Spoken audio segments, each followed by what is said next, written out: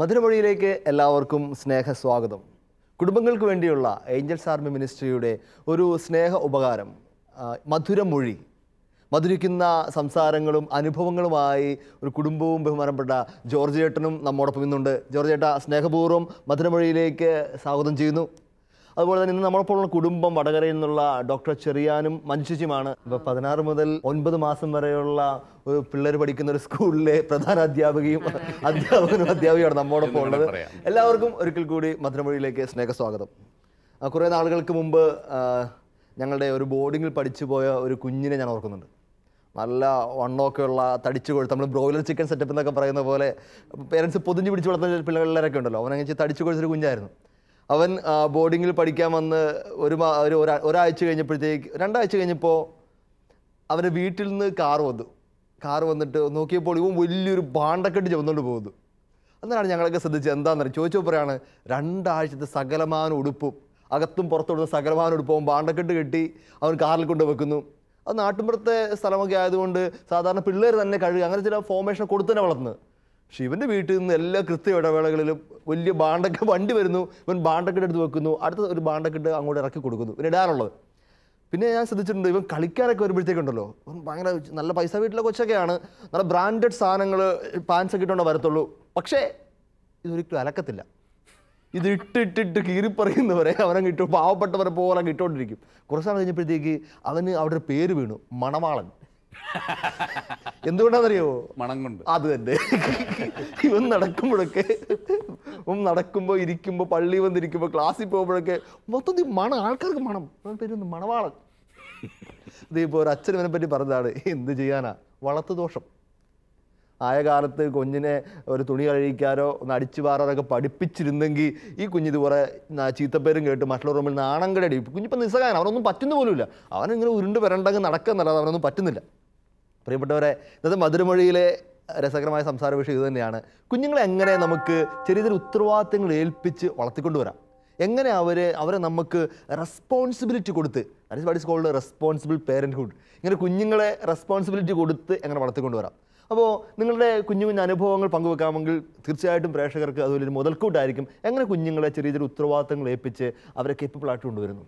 അവിടെ ചെറുപ്പത്തിൽ തൊട്ട് തന്നെ അത് തുടങ്ങണം എന്നുള്ളൊരു അഭിപ്രായക്കാരനാണ്. അതിന് ഏറ്റവും ചെറിയ പ്രായത്തിൽ തന്നെ തുടങ്ങിയാൽ അത് അത്രയും നല്ലതായിരിക്കും. ഇപ്പം ഞങ്ങളുടെ അനുഭവം വെച്ച് പറയുകയാണെങ്കിൽ ചില സമയങ്ങളിൽ മഞ്ജുവിന് തിരക്കായിരിക്കും, എനിക്കും തിരക്കായിരിക്കും.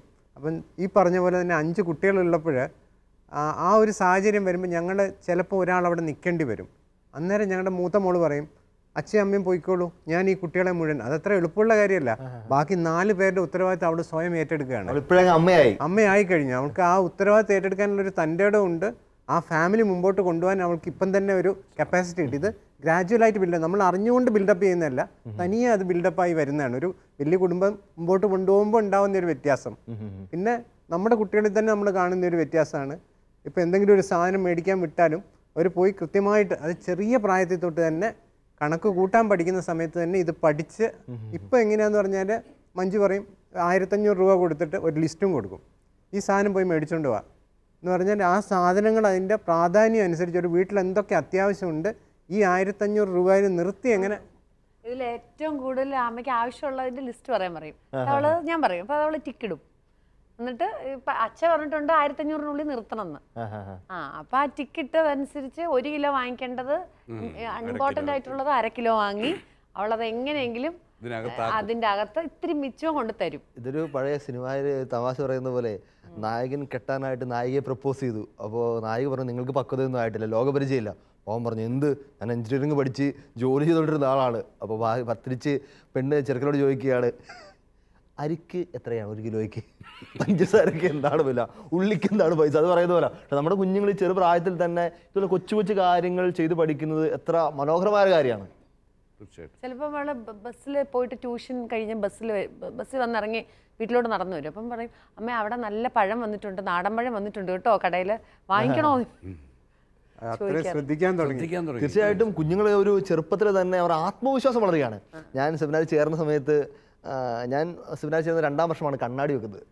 ഈ കണ്ണാടി വെച്ചുമായിട്ട് ബന്ധപ്പെട്ട് രസകരമായ കുറച്ച് സംഭവങ്ങളുണ്ട്. അപ്പോൾ ഞാൻ പല പ്രാവശ്യം കണ്ണ് ടെസ്റ്റ് ചെയ്യാൻ വേണ്ടി പോയി, ആദ്യം മേടിച്ചിട്ട് ഒടിഞ്ഞു പോയി, അങ്ങനെ അടുപ്പിച്ചടുപ്പിച്ച് പല പ്രാവശ്യം കണ്ണാശുപത്രി പോകേണ്ടി വന്നു. അപ്പോഴത്തേക്ക് എനിക്കാണെങ്കിൽ ഹോസ്പിറ്റലിൽ പോയി നേരത്തെ ശീലമൊന്നുമില്ല. അപ്പോൾ ഇലക്ട്രീഷ്യൻ എന്നോട് പറഞ്ഞു ആദ്യത്തെ പ്രാവശ്യം ഡ്രൈവറെ കൂട്ടിക്കൊണ്ട് കണ്ണാശുപത്രി കാണിച്ചു വന്നു. പിന്നീട് കൃത്യമായിട്ട് പൈസ തരും, 20 രൂപ പോയി വരാനുള്ള ബസ് കൂലിയൊക്കെ തന്ന്. അപ്പോൾ ഞാനവിടെ പോകുന്നു. അപ്പോൾ സാധാരണ വരുന്ന എല്ലാവരും കൂടെ ഒരാളും കൂടി ഉണ്ട്. അപ്പോൾ ഞാനൊന്നും ഒറ്റയ്ക്ക് ചെയ്തത്, ഞാൻ പല പ്രാവശ്യം പോകേണ്ടി വന്നു അവിടെ. അപ്പോൾ എന്നോട് ഒരിക്കലും ആ ചേച്ചി ചോദിച്ചു, ഇതെന്താ മോന് മാത്രം വീട്ടിൽ നിന്ന് വരാനും ഇല്ലേ? അപ്പോൾ എനിക്കാണെങ്കിൽ ഡോക്ടറെ കാണുമ്പോൾ പെട്ടെന്ന് വെപ്രാണ്, എന്തൊക്കെയാണ് പറയേണ്ടത്, ഭയങ്കര. അപ്പോൾ 1 പ്രാവശ്യം പോയിട്ട് ഇലക്ട്രീഷ്യൻ തിരിച്ചുകൊണ്ട് പറഞ്ഞു, അച്ഛാ എനിക്ക് പറ്റത്തില്ല കേട്ടോ, ഈ ഡോക്ടർ ഓരോരോ കാര്യങ്ങൾ ചോദിക്കുമ്പോൾ ഞാനാകെ ബബ്ബ വെക്കുക. ഒരാളെ കൂട്ടുവിടുവാണെങ്കിൽ എനിക്ക് എളുപ്പമുണ്ടല്ലോ. ഇവിടുത്തേക്ക് ഇലക്ട്രീഷ്യൻ പറഞ്ഞു, നീ പോകാൻ നേരത്ത് പറയാനുള്ളൂ, അല്ലെങ്കിൽ എഴുതിക്കൊണ്ടൊക്കെ പോക്കോ, അവർ കുഴപ്പമില്ലല്ലോ. ഞാൻ അടുത്ത പ്രാവശ്യം ഡോക്ടറെ കാണാൻ വിളിച്ചത് എന്നെ ഡോക്ടറിൻ്റെ പുറം അകത്ത് കയറി കഴിഞ്ഞപ്പോഴത്തേക്ക് ഞാൻ നേരെ എടുത്തിട്ട് പേപ്പർ എടുത്ത് ടേബിളിലേക്ക് വെച്ചു. എൻ്റെ ഡോക്ടർ ഇന്ന ചുറ്റും നിന്ന് നേഴ്സുമാരെല്ലാം പൂരച്ചിരി. പക്ഷേ എനിക്കിതൊരു നാണക്കേടൊക്കെ തോന്നുമെങ്കിലും എനിക്ക് പിന്നീട് വലിയൊരു ഫോർമേഷനായിട്ട് ഫീൽ ചെയ്തു. എൻ്റെ ആത്മവിശ്വാസം വളരാനും അതുകൊണ്ട് തന്നെ ഞാൻ പിന്നീട് പഠിക്കാനായിട്ട് ദൂരോട്ടൊക്കെ പോയപ്പോഴത്തേക്ക് ഞാൻ സ്ഥിരം ഒരു ഹോസ്പിറ്റലുകാരനായി. മറ്റാർക്ക് ഹോസ്പിറ്റലിൽ പോകണമെങ്കിലും എനിക്കൊരു ഇനീഷ്യേറ്റീവ്, എനിക്കറിയാം എവിടെയൊക്കെ പോകണം, എന്തൊക്കെ സാധിക്കുന്നു, പെട്ടെന്ന് കാര്യങ്ങൾ നടത്താനായിട്ട്. ജോർജ് അത് ശരിയല്ല, ഇങ്ങനെ പിള്ളേരെ ചെറിയ ചെറിയ ഉത്തരവാദിത്തം ഏൽപ്പിച്ച് വളർത്തുന്ന അവരെ ഭയങ്കരമായിട്ട് ആത്മവിശ്വാസവും ഒരു ജോർജ് എക്സ്പ്ലെയിൻ ചെയ്യാം. ആത്മവിശ്വാസം വളർത്തുന്നു, അത് അങ്ങനെ ഒരു വാക്ക് ഉപയോഗിക്കാം. തീർച്ചയായിട്ടും ആത്മവിശ്വാസം, ഞാൻ അഭിമാനവും വളർത്തുന്നുണ്ട്. ഉറപ്പായിട്ടും അതെനിക്ക് തോന്നുന്നു കൊച്ചു പിള്ളേരിൽ അത് വളരെ പ്രകടമാണെന്ന് തോന്നുന്നു. ഞാൻ എൻ്റെ കുഞ്ഞുങ്ങളെ ഞാൻ ഓർക്കുന്നുണ്ട്, നാട്ടിൽ പിടിക്കാവുന്ന നേരെ പിടിക്കാവുന്ന പ്രായമായി കഴിയുമ്പം ഞാൻ ഇൻവേരിയബിളി എല്ലാ പിള്ളേരെയും ആർക്കും ചെയ്യാവുന്ന കാര്യമേ ഉള്ളൂ, എടുത്ത് കൈ പിടിച്ചോണ്ട് അവരെ ഏതെങ്കിലും സ്വിച്ച് ബോർഡിൻ്റെ അരിയോട്ട് പോയിട്ട് സ്വിച്ചിൻ്റെ മുകളിലേക്ക് അവരുടെ വിരൽ ഏതെങ്കിലും ഒരു വിരലോ ഒന്നിലധികം വിരലോ എടുത്ത് നൂർത്ത് വെച്ച് ഞാൻ ഇങ്ങനെ പ്രസ് ചെയ്യും. ഞാൻ തന്നെ വിരൽ പുറത്ത് വെച്ച് പ്രസ് ചെയ്താലേ സ്വിച്ച് വീഴുള്ളൂ, അല്ല കാരണം അവരുടെ വിരൽ വളഞ്ഞു പോരുകയുള്ളൂ. പക്ഷേ അങ്ങനെ ഞാൻ പ്രസ് ചെയ്ത് ആ ലൈറ്റ് അങ്ങ് സ്വിച്ച് ഇടിപ്പിക്കും. സ്വിച്ച് ഇടുന്ന കൂട്ടത്തിൽ ലൈറ്റ് തെളിയും. അപ്പോൾ ഞാൻ ലൈറ്റ് തെളിഞ്ഞു. ആദ്യം കൊച്ചിനൊന്നും മനസ്സിലാകുന്നില്ല, ഇവിടെ ആണ്ട് കൊച്ചിൻ്റെ കൈക്ക് ചില വേദന എടുത്ത് കാണുമായിരിക്കും, അത്രയേ ഉള്ളൂ. പക്ഷേ ഇത് ഒന്നിലധികം പ്രാവശ്യം ആവർത്തിച്ച് കഴിയുമ്പം കൊച്ച് ഇതിലാണ് അത് നല്ലൊരു റീസണിങ് കൊച്ചിന് കിട്ടുന്നു. ഒരു കാര്യം. രണ്ടാമത് ഞാൻ ശ്രദ്ധിച്ചിട്ടുള്ള കാര്യം, കൊച്ചി ലൈറ്റ് ഇട്ടേ എന്ന് ഞാൻ പറയുമ്പോൾ കൊച്ചിൻ്റെ ഒരു അഭിമാനം ആ മുഖത്ത് നമുക്ക് ആ പ്രായം ഉള്ളെങ്കിൽ പോലും തിരിച്ചറിയാൻ പറ്റും, ഇത് ഞാൻ കേപ്പബിളാണ്, എനിക്ക് പറ്റും. ഈ വല്ലാത്തൊരു പിന്നെ ഞാനും നിങ്ങളെപ്പോലെയൊക്കെ തന്നെയാണ്. ഞാൻ അത്ര മോശമൊന്നുമില്ല, ഞാൻ തീരെ കുഞ്ഞൊന്നുമല്ല. ഈ പിള്ളേർ അതുകൊണ്ട് വളർന്നു വരുമ്പോൾ ഞാൻ കുഞ്ഞല്ലേ എന്നൊരു വർത്തമാനം ഇല്ല. പലപ്പോഴും എനിക്ക് തോന്നുന്നുണ്ട് ഇത് തന്നെയല്ല, പലപ്പോഴും വീട്ടിലെ ചില പ്രശ്നങ്ങൾ ഒഴിവാക്കാൻ പോലും ഇത് ആവശ്യമാണെന്ന് എനിക്ക്. കാരണം നമ്മുടെ എൻ്റെയൊക്കെ വല്യമ്മ ഒക്കെ പറയാറുണ്ട്, അവൻ്റെ കൈയുടെ കുരുകുരുപ്പ്, അതൊരു പ്രയോഗമാണ്. വാസ്തവത്തിൽ അതിൻ്റെ അർത്ഥം എന്താ വെച്ചാൽ ഈ പിള്ളേർ കണ്ടവന് എനർജി പാക്ഡ് ചെയ്യാൻ അടങ്ങി അവിടെ ഇരിയിടാന്ന് പറഞ്ഞാൽ. അതുകൊണ്ട് ആ പള്ളിയിൽ പോയി കൈ കൂട്ടി പിടിച്ച് മുട്ടയക്കൂത്ത് നിന്ന് കുർബാന കാണുന്ന പറഞ്ഞാൽ പിള്ളേരെ കൊണ്ട് പറ്റുകയില്ല. കാരണം അവർക്ക് എന്തെങ്കിലും ഒന്ന് ചെയ്തുകൊണ്ടിരിക്കണം. ഓക്കെ, അപ്പോൾ ഇങ്ങനെ വരുന്ന പിള്ളേർ വീട്ടിൽ പ്രശ്നക്കാരാണ് നമ്മൾ പറയുന്നത്. ബസ്സിൽ പ്രശ്നക്കാരല്ല. അവരങ്ങനെ കൈ കുരുകുരുക്കുമ്പം അവൻ്റെ കൈ കുരുകുരുക്കാൻ പാകത്തിനുള്ള എന്തെങ്കിലും ഉണ്ട്. മോനെ ഈ സ്പൂൺ കൊണ്ടേ അവിടെ എന്ന മമ്മിയുടെ കൊടുത്തേ. 2.5 വയസ്സേ ഉള്ളായിരിക്കും കൊച്ചിന്, 3 വയസ്സേ ഉള്ളായിരിക്കും. പൊട്ടുന്ന ഗ്ലാസ് കൊടുത്തു വിടാൻ പറ്റില്ല, ഒരു സ്റ്റീൽ ഗ്ലാസ് കൊടുത്തു വിടാം നമുക്ക്, അല്ലേ? മോനെ കൊണ്ട് കൊടുത്തേ. അതുകൊണ്ട് കൊടുക്കുക എന്നുള്ളൊരു ഡ്യൂട്ടി ചെയ്യുക എന്നുള്ളത് നമ്മുടെ ആവശ്യമൊന്നും അല്ല. നമുക്ക് അതല്ല നമ്മുടെ പർപ്പസ്. ഇതും കൊണ്ട് അവിടെ കൊണ്ട് കൊടുത്ത് നമ്മൾ ഉദ്ദേശിച്ച ആളിൻ്റെ കൊണ്ടൊക്കെ മിടുക്കൻ അല്ലെ മിടുക്കി അപ്പൊ കൊച്ചു പിന്നെ ഇങ്ങോട്ട് വരുന്നത് കോളറൊക്കെ വലിച്ചിട്ട് ഇങ്ങനെ കൊച്ചു കുറേ കാര്യങ്ങൾ ചെയ്യാൻ ഏൽപ്പിച്ചു കഴിഞ്ഞാൽ ഒരു കാര്യം. പിന്നെ ഇച്ചിരൂടെ വളർന്നു കഴിഞ്ഞാൽ ഇളയൊരു കുഞ്ഞുണ്ടാകുമ്പോൾ പല വീടുകളിലെ ഒരു ഇഷ്യൂ, ഇളയ 2 കുഞ്ഞുങ്ങളും തമ്മിൽ പ്രശ്നമുണ്ട്. പ്രശ്നത്തിന് ഏറ്റവും പ്രധാനപ്പെട്ട കാര്യം ഞാൻ പറയും, മൂത്ത കുഞ്ഞിനെ നേരത്തെ തന്നെ കുഞ്ഞിനെ വിവരം അറിയിക്കണം. പിന്നെ ചെയ്യേണ്ട ഒരു കാര്യമാണ് കുഞ്ഞിനെ അവനെ അല്ലെങ്കിൽ അവളെ ഏൽപ്പിച്ചു കൊടുക്കണം. നോക്കിയേ, അവൾ കരയുന്നുണ്ടോ നീ നോക്കണം, നീ അല്ലാതെ ആരാ നോക്കുന്നേ? കുഞ്ഞിനെ അങ്ങ് റെസ്പോൺസിബിലിറ്റി ഇത് വളരെ പ്രധാനപ്പെട്ടതാണ്. എനിക്ക് അത് ജീവിതത്തിന്റെ റെസ്പോൺസിബിലിറ്റി ഏൽപ്പിച്ചു കൊടുക്കലും ബൂസ്റ്റ് ചെയ്യലും ഒത്തിരി കാര്യങ്ങൾ അവിടെ സംഭവിക്കുന്നുണ്ട്. വെറും ട്രെയിനിങ് എന്നുള്ള നിലയിലല്ല ഞാൻ പറയും. ഈ ഒരു ന്യൂ ജനറേഷൻ പിള്ളേരെ പറ്റിയൊക്കെയുള്ള ഒരു കുഞ്ഞു പരാതി അതാണല്ലോ. പിള്ളേരെയൊക്കെ പ്രത്യേകിച്ച് CBSE സ്റ്റാൻഡേർഡിലൊക്കെ പഠിച്ച് ട്യൂഷനും അതൊക്കെ ആയിട്ട് നടന്ന് അവസാനം എഞ്ചിനീയറിംഗ് പഠിച്ച്. എഞ്ചിനീയറിംഗ് പറയുമ്പോഴേ എഞ്ചിനീയർകാരനാണ്, വേണ്ട ഒരു ബംഗാളി ആയാലും മതി എന്ന് പറയും. ദൈവം ക്ഷമിക്കണം എഞ്ചിനീയറിംഗ് പിള്ളേരൊക്കെ എല്ലാവരും അങ്ങനെ മൊത്തത്തിലുള്ള ടെർമിനോളജി അങ്ങനെയായി മാറി. കാരണം പിള്ളേർക്കൊന്നും അറിയില്ല എന്നൊരു ചിന്ത ഭയങ്കരമായിട്ട് നമ്മുടെ. പക്ഷേ വീട്ടിലിങ്ങനെ കാര്യങ്ങൾ ഏൽപ്പിച്ചു കൊടുത്ത് വളർത്തുന്നതിലൂടെ കാര്യമായ വ്യത്യാസം കുഞ്ഞുങ്ങളുടെ സ്വഭാവത്തിലൊക്കെ മാറി വരുന്നുണ്ടോ? ശരിക്കും നമുക്ക് നമ്മുടെ ഒരു അനുഭവത്തെ എനിക്ക് നമ്മൾ ഏൽപ്പിച്ചു കൊടുക്കുകയല്ല, അവർ സ്വയം ഏറ്റെടുക്കുകയാണ്, അവർ കണ്ടറിഞ്ഞ് ചെയ്യുകയാണ്. എന്നുവെച്ചാൽ ഭക്ഷണം കഴിച്ചു കഴിഞ്ഞിട്ടുണ്ടെങ്കിൽ ഡൈനിങ് ടേബിൾ തുടയ്ക്കാൻ ഒരാൾ ഡൈനിങ് ടേബിൾ തുടയ്ക്കുക, ഒരാൾ നിലം വൃത്തിയാക്കുക. അതവിടെ ഒരു അലിഖിത എന്താ പറയുക നിയമം എന്നൊക്കെ പറയുന്ന പോലെ അതങ്ങ് ചെയ്യും. പിന്നെ ഡൈനിങ് ടേബിൾ തുടയ്ക്കുന്ന ആളുടെ ഡ്യൂട്ടിയാണ് അടുക്കളയിലെ കിച്ചൺ സ്ലാബും തുടച്ചിടുക, കഴിച്ച പാത്രമൊക്കെ കൊണ്ട് ക്ലീൻ ആക്കി അവിടെ വെക്കുക. അതിപ്പോൾ ചെയ്തില്ലെങ്കിൽ ഞാൻ വഴക്ക് പറയും. കാരണം അത് ചെയ്യും. അതിപ്പോൾ എനിക്ക് അതിനിടയ്ക്ക് ഒരു സംശയം അതിനിടയ്ക്ക് ചോദിച്ചോട്ടെ. ഇങ്ങനെ ഈ പിള്ളേർ വീട്ടിലെ കാര്യങ്ങളിലൊക്കെ ഇടപെടുന്നത് മൂലം, അതായത് ഇങ്ങനെ കുറച്ച് റെസ്പോൺസിബിലിറ്റി അവരുടെ ഷോൾഡറെ വരുന്നുണ്ട് അല്ലേ, എങ്ങനെയെങ്കിലും ആയിക്കോട്ടെ വരുന്നുണ്ട്. അതുമൂലം അവരുടെ പഠിത്തം കുഴപ്പുന്നുണ്ടോ, അല്ലെ പഠിത്തത്തിൽ കുറവ് വരുമോ, അങ്ങനെ എന്തെങ്കിലും പ്രശ്നം നിങ്ങൾക്ക് ഫീൽ ചെയ്യും? പേടിയുടെ ഭാഗം കൂടിയാണല്ലോ. അതെ അതെ അതെ. ഒരു തരത്തിലും അത് ബാധിക്കുന്നില്ല. അവർ കുറച്ചുകൂടെ വേഗം ഊർജ്ജസ്വരായിട്ട് പിന്നെയും പഠനത്തിലേക്ക് കയറുകയുള്ളൂ. അവർക്ക് എന്തെങ്കിലും ചെയ്തില്ലെങ്കിലാണ് പ്രശ്നം ഈ ടി വിയിലോ ഇപ്പൊ എന്തെങ്കിലും പണിയൊക്കെ കൊടുത്തു കഴിയുമ്പോഴേക്കും അവരൊന്ന് അവർക്ക് തന്നെ ഒരു കോൺഫിഡൻസ് വരികയാണ്. അവര് ക്ലീൻ ആക്കി അമ്മയെ നോക്കിക്കാൻ ഞങ്ങൾക്ക് വൃത്തിയാക്കിയത് നന്നായിട്ടുണ്ടോ, അപ്പൊ നല്ല വേർഡ് ഓഫ് അപ്രീസിയേഷൻ. ചെറുപ്പക്കാരെ വീട്ടമ്മ പറഞ്ഞ മനോഹരമായ സംഭവം എന്നെ ഭയങ്കര അതിശയിപ്പിച്ചു. അവർ പറയാണ് ഒരു വീട്ടിൽ ചെന്നപ്പോൾ അവിടെ ഒരു ടൈം ടേബിൾ പോലെ സെറ്റ് ചെയ്ത് വെച്ചിരിക്കുന്നത്. അതായത് പറയാണ് 3-4 മക്കളുള്ള വീടാണേ, ഓരോരുത്തർക്ക് ഡ്യൂട്ടി അസൈൻ ചെയ്ത് കൊടുത്തേക്കാണ് ഒരാഴ്ചത്തേക്ക്. ഞാനത് സെമിനാറുകളിലൊക്കെ ഞങ്ങൾക്കുണ്ട്. നമ്മൾ ഇന്ന ആള് ഇന്ന ടോയ്ലറ്റ് ഏരിയ ക്ലീൻ ചെയ്യണം, ഗാർഡൻ ക്ലീൻ ചെയ്യണം, അല്ലെങ്കിൽ കൊറിഡോർ ക്ലീൻ ചെയ്യണം, അങ്ങനെ ഓരോ സാധനങ്ങളുണ്ട്. അപ്പോൾ ഒരു വീട്ടിൽ ഇങ്ങനെ അസൈൻ ചെയ്ത് കൊടുത്തേക്കാണ്. മനോഹരമായ സിസ്റ്റം. നമുക്ക് അങ്ങനെ കുടുംബത്തിൽ നിന്ന് അങ്ങനെ എന്തെങ്കിലും കുഞ്ഞുങ്ങൾ ഉത്തരവാദിത്തം ഏറ്റെടുത്ത് ചെയ്യുന്നതിനെ പറ്റിയോ അല്ലെങ്കിൽ നമുക്കൊന്ന് പറയാൻ പറ്റുമോ? ഞാൻ ഓർമ്മിക്കുന്ന ഒരു കാര്യം, ഇവിടെ 5ാമത് ഗർഭിണിയായപ്പോൾ ഞാൻ ഒരു ദിവസം വീട്ടിൽ വന്നപ്പോൾ എൻ്റെ മൂത്ത മോള് പറഞ്ഞു, ഇന്നൊരു പ്രത്യേക ദൃശ്യം ഞങ്ങൾ ഷൂട്ട് ചെയ്തിട്ടുണ്ട്. അപ്പം ഞാൻ ചിന്ത മോളെ, അതായത് ഭക്ഷണം പിള്ളേരെല്ലാം കഴിച്ചു കഴിഞ്ഞിട്ട് 4ാമത്തെ കുട്ടി തൊട്ട് സാധനങ്ങൾ അവിടെ എത്തിച്ച് പാത്രം കഴുകുകയാണ്. അന്ന് അവൻ്റെ LKG പഠിക്കുകയാണ്. അവള് പാത്രം കഴുകുന്നു, മറ്റുള്ള വെള്ളം ഒഴിച്ച് കഴുകുന്നു. അങ്ങനെ വിമ്മിട്ട് ഒരാളിങ്ങനെ കഴുകുന്നു, മറ്റേ ആളതിന് വെള്ളം ഒഴിക്കുന്നു, പിന്നെയും വിമ്മിട്ട് തന്നെ എടുത്ത് പിന്നെ നമുക്ക് ഇച്ചിരി പണി കൂടുതലാണ്. നിലത്തെല്ലാം വെള്ളം ഉണ്ട്, എനിക്ക് ഇച്ചിരി പണി. പക്ഷെ എന്നാലും ഞങ്ങളത് ക്യാമറ അപ്പം ഞാൻ ചോദിച്ചു എന്താ മോളെ അങ്ങനെ ചെയ്യാൻ കാരണം? അമ്മയുടെ വയറ്റിൽ കുഞ്ഞുബാവയുണ്ട്, കുഞ്ഞുബാവ സ്റ്റൂളൊക്കെ ഇട്ടിട്ടാ ചെയ്യുന്നേ. അപ്പം അവര് പോലും കുഞ്ഞുബാവ വരുന്നുണ്ട്, അമ്മക്ക് പണിയെടുത്താൽ ക്ഷീണം വരും. അപ്പോൾ ആ രീതിയിൽ ഉള്ളൊരു വിവരം അവർക്ക് ചെറിയ പ്രായത്തിൽ തന്നെ കിട്ടുന്നുണ്ട്. അവരത് പറഞ്ഞോണ്ടാ ചെയ്യുന്നേ, നമ്മൾ ഇനി ഇത് ചെയ്യണം, നമുക്കിത് ചെയ്യണം. കാരണം അമ്മയുടെ വയറ്റിൽ കുഞ്ഞാവയില്ലേ, കുഞ്ഞാവയ്ക്ക് ക്ഷീണമാകത്തില്ലേ അമ്മ നമ്മൾ ഹെൽപ്പ് ചെയ്തില്ലെങ്കിൽ അമ്മയ്ക്ക് ക്ഷീണമാകത്തില്ലേ. കുഞ്ഞു കാര്യം കൂടി ആഡ് ചെയ്യാൻ തോന്നുന്നു. കുഞ്ഞുങ്ങൾ കൊച്ചു കൊച്ചു ജോലികൾ വീട്ടിലെടുക്കുമ്പോൾ നമുക്ക് അവരെ ഒരു ആത്മീയമാക്കി മാറ്റാതെ അവർ വേണമെങ്കിൽ ഒരു സുഹൃദയം ചില ശീലിപ്പിക്കാം, അല്ലെങ്കിൽ അവരോടൊന്ന് 3-4 പേര് ഒരുമിച്ച് വരുന്നെങ്കിൽ ഒരു ചെറിയൊരു ഉണ്ണിക്കൊന്ത ചെല്ലാൻ വേണ്ടി പറയാം, ഒരു കരണക്കൊന്ത ചെല്ലാൻ വേണ്ടി പറയാം. അപ്പോൾ വർക്കും വർഷിപ്പും കൂടി ഒരുമിച്ച് ബ്ലെൻഡ് ചെയ്ത് മനോഹരമായ ഒരു ആത്മീയ അന്തരീക്ഷത്തിൽ അപ്പോൾ ചില പൊട്ട വർത്തമാനങ്ങളൊക്കെ പോകും. അല്ലെങ്കിൽ ചിലപ്പോൾ ഈ ഒറ്റയ്ക്ക് നിന്ന് പണിയെടുക്കുമ്പോഴാണല്ലോ ചില പൊട്ട ചിന്തകൾ വരുമ്പോഴോ അല്ലെങ്കിൽ ഒരുമിച്ച് നിന്ന് വർത്തമാനം പറയുമ്പോൾ ചില ചീത്ത സംസാരങ്ങളിലേക്ക് പോകാൻ സാധ്യതയുണ്ടല്ലോ, ലൂസ് ടോക്കിലേക്കൊക്കെ. അത് ഒഴിവാക്കാനായിട്ടുള്ള ഭയങ്കര സമൃദ്ധമായിട്ടുള്ള ഒരു സ്വർഗത്തിൻ്റെ ഒരു നല്ല പദ്ധതിയായിട്ട് ഇതിനെ കാണാൻ നല്ലതായിരിക്കും. നിങ്ങൾ തുടർന്നോളൂ. പിന്നെ ഞങ്ങൾ കണ്ടിട്ടുള്ള എന്താണെന്ന് പറഞ്ഞാൽ, ഇപ്പം ചില സമയങ്ങളിൽ ഇപ്പം എൻ്റെ ഫാദറിനൊരു ചെക്കപ്പിന് പോകണം, ചിലപ്പോൾ എനിക്ക് പോകാനുള്ളൊരു അവസരം കിട്ടുക അല്ലെങ്കിൽ എനിക്ക് പറ്റുന്നില്ല.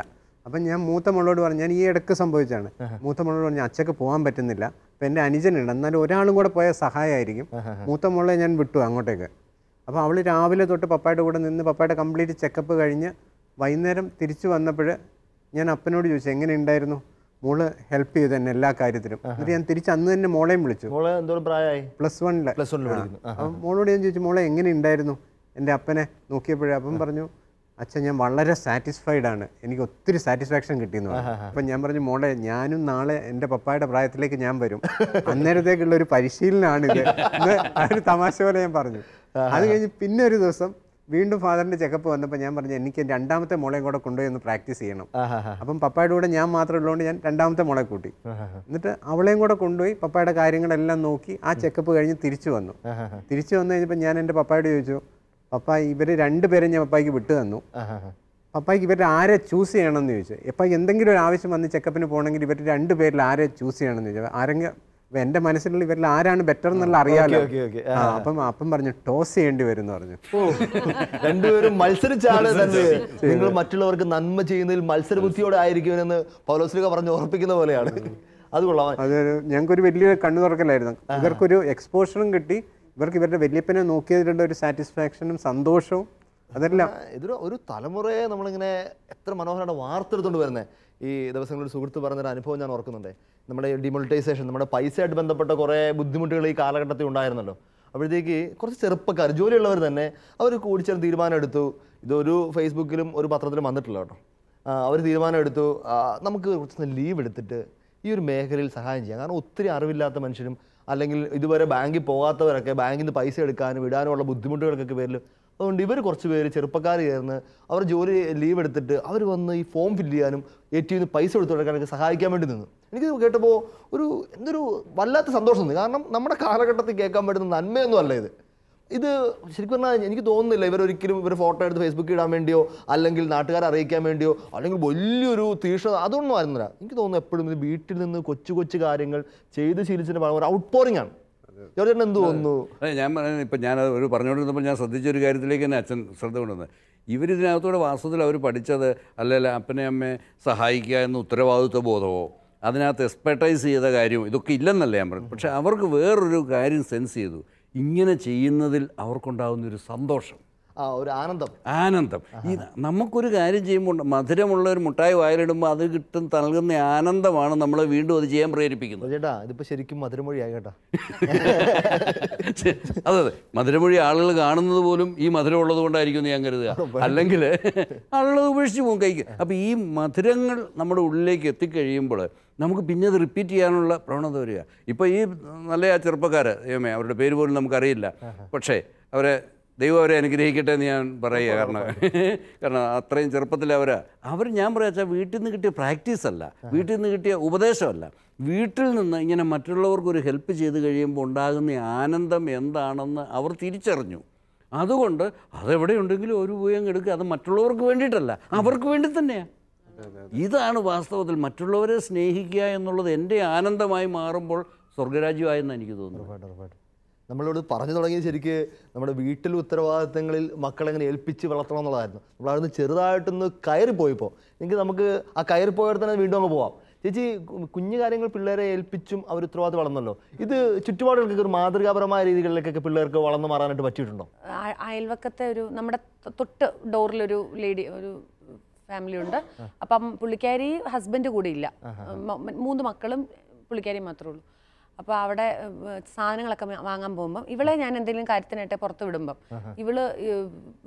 എൻ്റെ അടുത്ത് വിളിച്ചു പറയാം, അമ്മേ ഞാൻ ഷബാൻ ആൻറ്റീനെ കണ്ടു, ആൻറ്റിയുടെ കൂടെ വരുന്ന ആൻറ്റിക്ക് എല്ലാ ലഗേജും കൂടെ പിടിക്കാൻ പറ്റുന്നില്ല, അപ്പോൾ ഞാനും കൂടെ കൂടി കുഞ്ഞാവനെ ഒന്ന് പിടിച്ച് ഹെൽപ്പ് ചെയ്ത് കൊടുത്തു.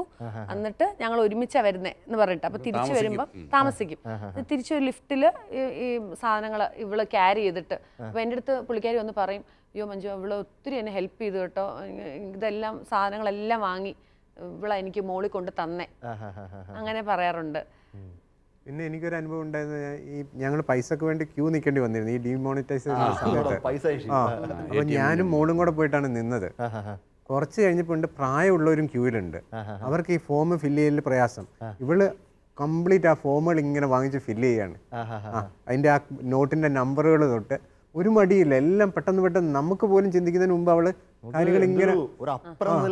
അപ്പൊ നമുക്ക് ആ ഒരു സന്തോഷവും. അതെ, ജോസൻ എപ്പോഴും എന്നോട് പറയും, നമ്മുടെ മക്കളെ വലിയ ലോകം കീഴടക്കൊന്നും ഇല്ലെങ്കിലും അവര് ഒരു ആരെങ്കിലും സഹായിക്കണം, അങ്ങനെ അവരെ മനുഷ്യരായിട്ട് വളർന്നു വരണം. ഈ വലിയ പഠിച്ച് വലിയ ലോകം കീഴടക്കൊന്നും വേണ്ടടി മക്കള്. ഡോക്ടർ അക്കാര്യത്തിൽ നമിക്കുന്നു കേട്ടാ. സാധാരണ ഹ്യൂമൻ ബീയിങ് ഹ്യൂമൻ വ്യത്യാസം എന്തെന്നറിയോ, സാധാരണക്കാർ പോലും അവരുടെ മക്കളെയൊക്കെ ഡോക്ടർമാരോ എഞ്ചിനീയർമാർക്കാണ് കുഞ്ഞിനെ താല്പര്യപ്പെടുമ്പോൾ ഡോക്ടർ തിരിച്ചു ചിന്തിച്ചതിൽ ഒത്തിരി സന്തോഷവും അഭിമാനമൊക്കെ ഉണ്ട്. ഡോക്ടർ തുറന്ന് പറഞ്ഞോളൂ. അപ്പം ഞാനിപ്പം മോളോടാണെങ്കിൽ പറയും, ഇപ്പം നമ്മുടെ ഏറ്റവും ഇളയ ആളിപ്പോൾ 9 മാസമായിട്ടേ ഉള്ളൂ. അവൻ വലുതായിട്ട് വരുമ്പോഴും എല്ലാവരും ഹെൽപ്പ് ചെയ്യുന്ന ഒരു വ്യക്തിയായിട്ട് നിങ്ങൾ മാറ്റിക്കൊള്ളണം. കാരണം ഞാൻ ഇത്രയും പ്രായം അവർ ഫോർമേഷൻ കൊടുത്തോണം, അവർ ഫോർമേഷൻ കൊടുക്കണം. അപ്പം ചിലപ്പോൾ എൻ്റെ പപ്പ തന്നെ എന്നെ വിളിച്ചിട്ട് പറയും, മോൾ ഉണ്ടെങ്കിൽ ഒന്ന് തോട്ടത്തിലേക്ക് വിട്ടേക്ക്, ഞാൻ തോട്ടത്തിലേക്ക് പോകുന്നുണ്ടെന്ന് പറയും. അപ്പം ഞാൻ ചോദിച്ചു, പപ്പ ഇതെന്താ ഇവളെ കൂട്ടുന്ന?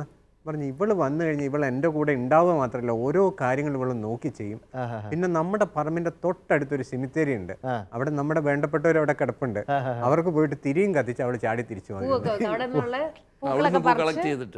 ആ രീതിയിൽ ഒത്തിരി പേർക്ക് മാതൃകയും ഒരു സന്തോഷവും ആനന്ദമൊക്കെ ആയിട്ട് കുഞ്ഞുങ്ങൾ തന്നെ മാറുന്നു. പ്രിയപ്പെട്ടവർ, ഇത് തന്നെയാണ് നമ്മുടെ ഈ ഒരു എപ്പിസോഡിന്റെ ലക്ഷ്യവും.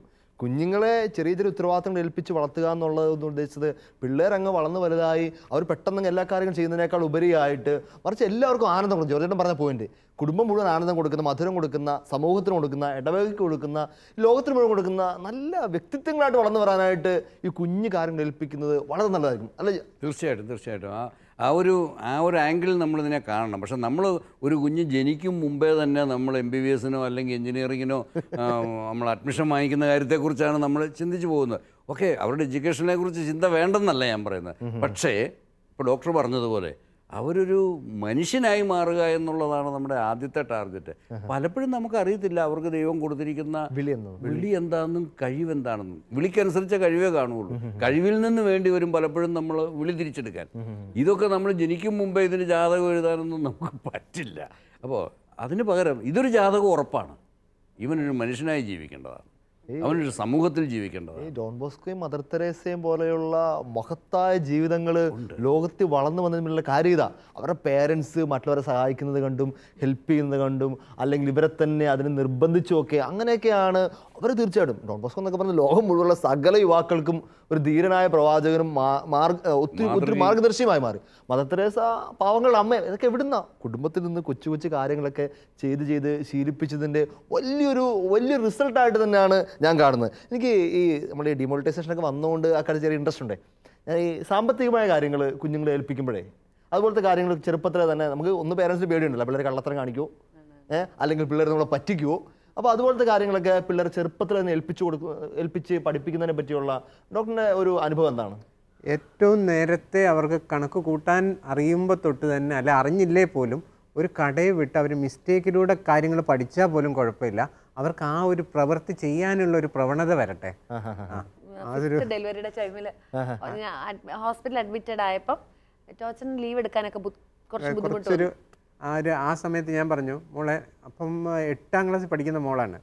അപ്പോഴത്തേന് ഇവിടെ ചെറിയ ക്ലാസ് തൊട്ട് ഇങ്ങോട്ട് കയറി വരുമ്പോൾ ഈ എല്ലാ കാര്യങ്ങളും ചെയ്യുന്നുണ്ട്.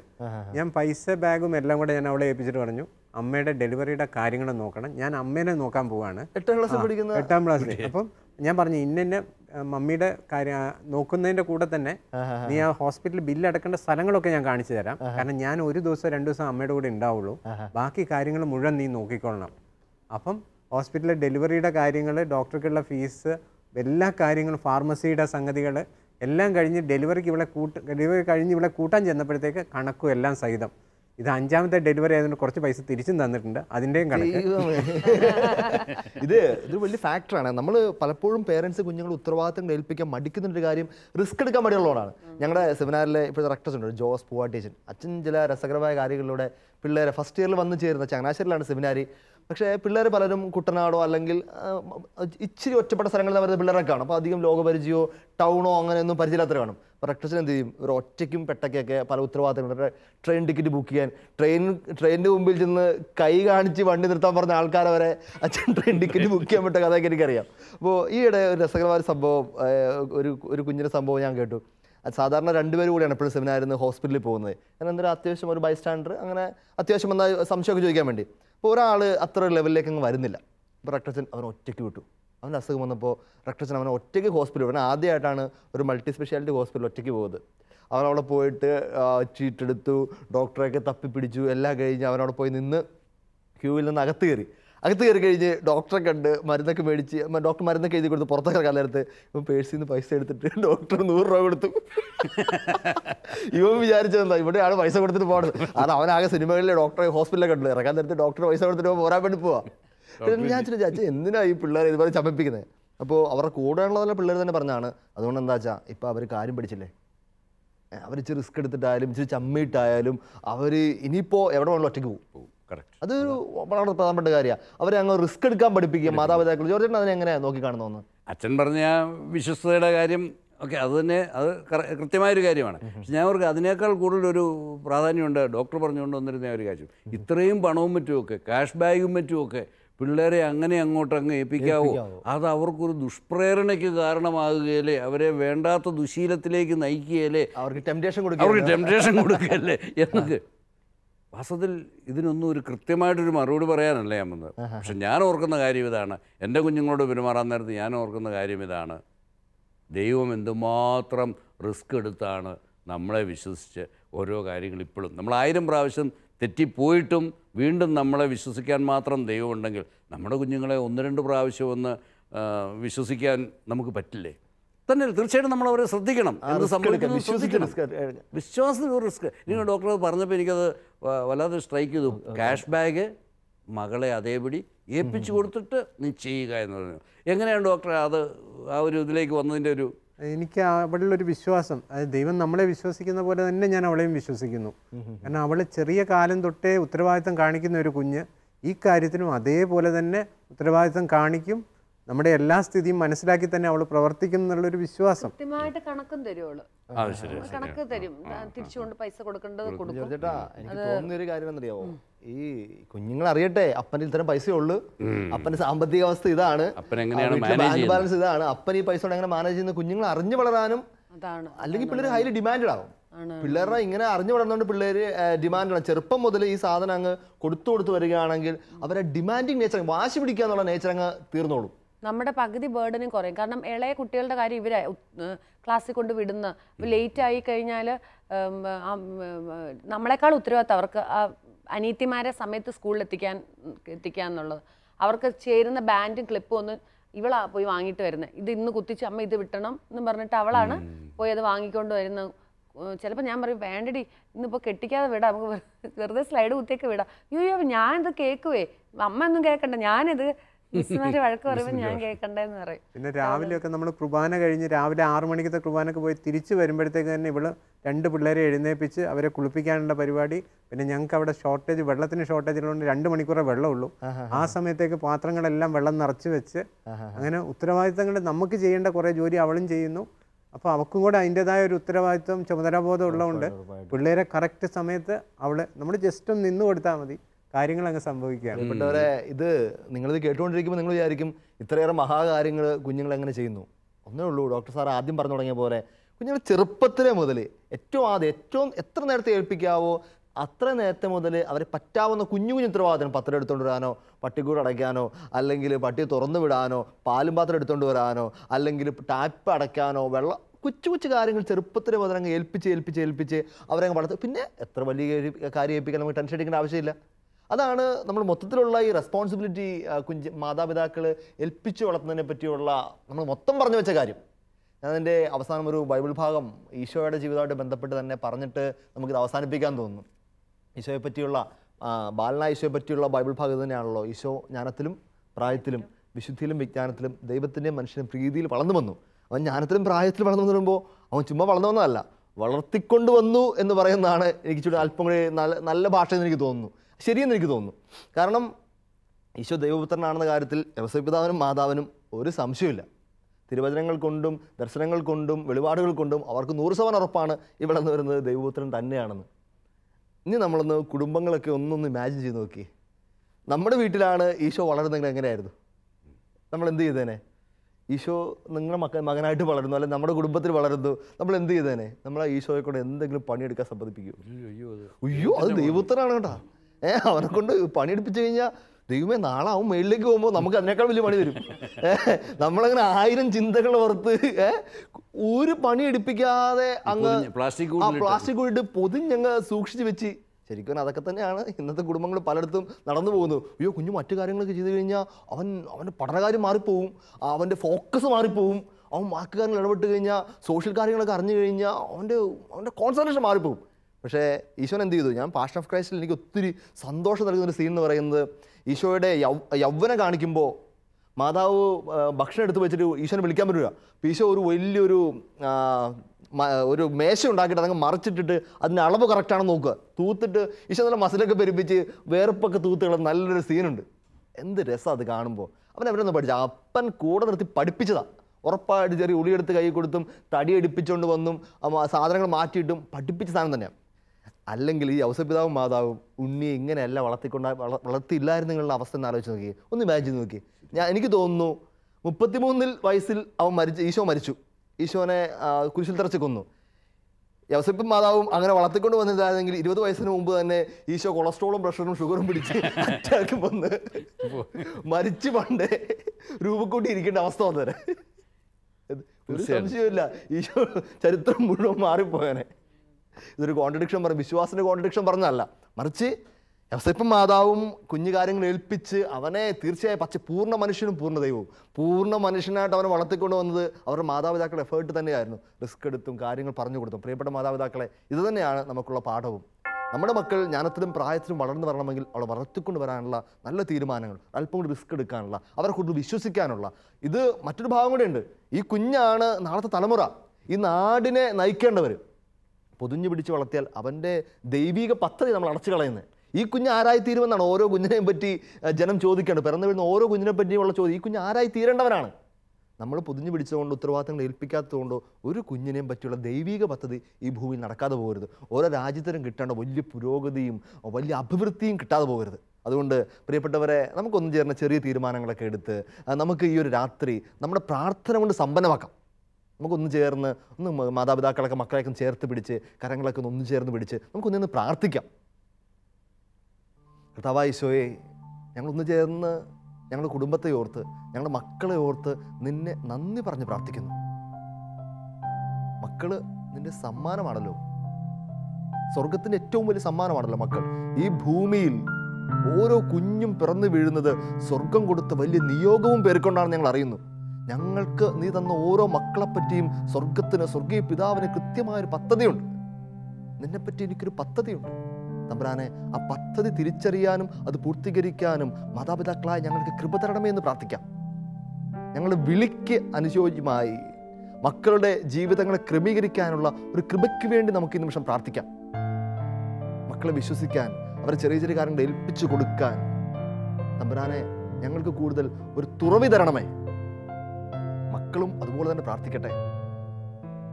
മാതാപിതാക്കളോട് കൂടുതൽ വിശ്വസ്തത കാണിക്കാൻ, അവരെ കൂടുതൽ സ്നേഹിക്കാൻ. എൻ്റെ കുഞ്ഞു കുഞ്ഞു പ്രവൃത്തികൾ കൊണ്ട് ഞാൻ മാതാപിതാക്കളെ സ്നേഹിക്കുകയാണ്.